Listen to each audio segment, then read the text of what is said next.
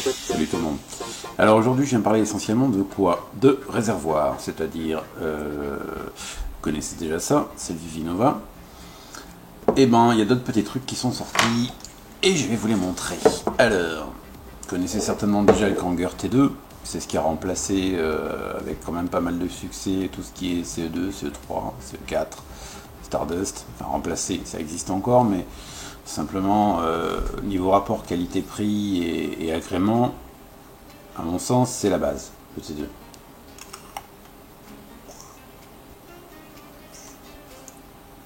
Ça on voit bien, c'est facile d'emploi, les têtes se changent, voilà. Ça c'est un Kanger T2. Maintenant, chez Kanger, ils viennent de sortir deux petits trucs en plus. Le Kanger T3, qui est globalement un Kanger T2, sauf que la résistance, au lieu d'être à ce niveau-là, descend en bas. Ça vous fait en fait un système de vapeur froide. Vous avez en gros le même rendu qu'un Kanger T2, mais en vapeur froide. Je vous montre ce que ça donne.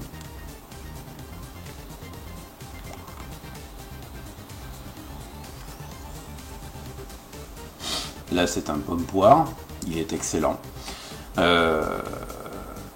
y a du hit, il y a du goût, et de la vapeur froide. Qui personnellement, c'est pas mon kiff, moi je préfère une bonne vapeur chaude. J'ai l'habitude de systèmes de vaporisation qui sont en haut, donc avec de la chaleur au gosier.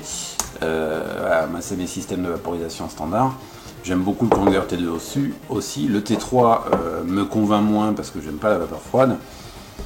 Mais a priori, c'est un bon produit. Alors, ce qui est sympa sur le T3, c'est ça. Même si vous avez le réservoir qui est plein, vous l'inversez, vous pouvez carrément enlever la résistance à l'arrache. Les résistances, bien sûr, se changent, sauf qu'on peut attacher. La résistance, c'est ça. Et ça coulera pas. Et la remettre, c'est reparti. Alors, je sais pas pourquoi c'est un avantage, mais... on va dire que c'en est un. Si j'arrivais à le revisser, ce serait bien. Parce qu'il y a un joint qui bande fort pour éviter que le liquide coule partout. Voilà, c'est remonté. C'est reparti. Alors excusez-moi, c'est la voix du matin. C'est un peu grave. Allez, pour se reproduire quand même.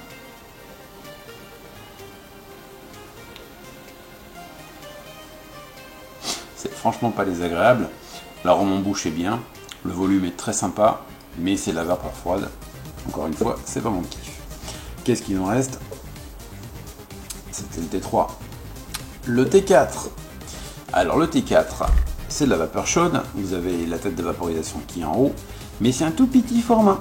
Là par exemple c'est sur une ICAB. Vous voyez en gros ce que ça donne. Sur un mode un peu plus gros, ça sera un peu ridicule. Sur une Ego ça passe bien. Sur une ICAB avec adaptateur 510, c'est assez sympa. Donc ça c'est une ICAB normale. Et ils ont sorti l'adaptateur 510. C'était un petit peu le gros défaut de l'ICAB au départ, c'est qu'ils avaient ce connecteur maison. Quand on a plein de 510, ça met un peu la rage. Et ils ont résolu le problème en faisant un adaptateur assez design, conique. Et on peut mettre tous les 510 qu'on veut. Je vous montre ce que ça donne en watt.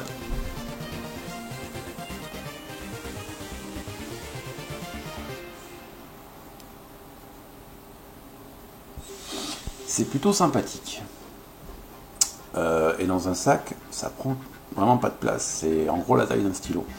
Ça a globalement le même rendu qu'un Kanger T2 ou qu'un Mininova. Mais dans une taille beaucoup plus contenue. Je vais vous montrer ce que ça donne aussi sur une Ego, en passant. Là, on a une Ego 650 USB. On enlève le T2. Alors, je me suis fait une bague...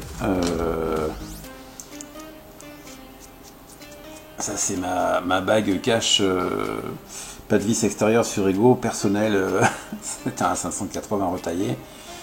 On met ensuite le T4 dessus. Au niveau du look, on n'aime pas, et c'est reparti.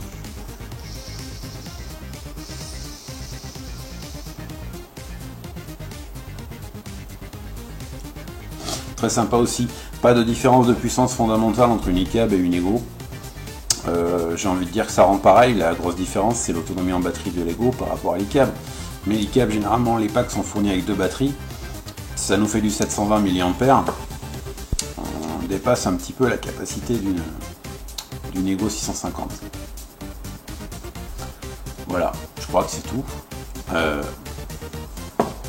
Je vous remontre vite fait.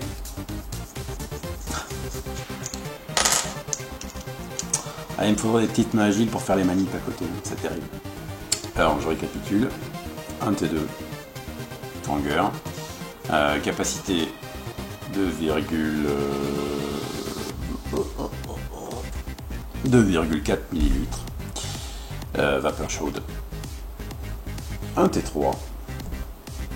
Alors là il y a 2 graduations, parce qu'a priori le réservoir on peut l'inverser. Il y a une graduation quand on le tient comme ça qui est limitée à 2,4, il y a une graduation quand on le remplit comme ça qui est limitée à 3. Donc on va dire que sa capacité maximale c'est 3 ml, donc un peu plus que son petit frère.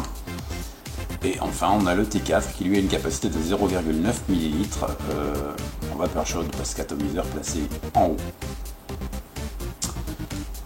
Je crois que j'ai tout dit. Voilà, c'était la famille des Kanger, du plus gros, plus petit. À bientôt.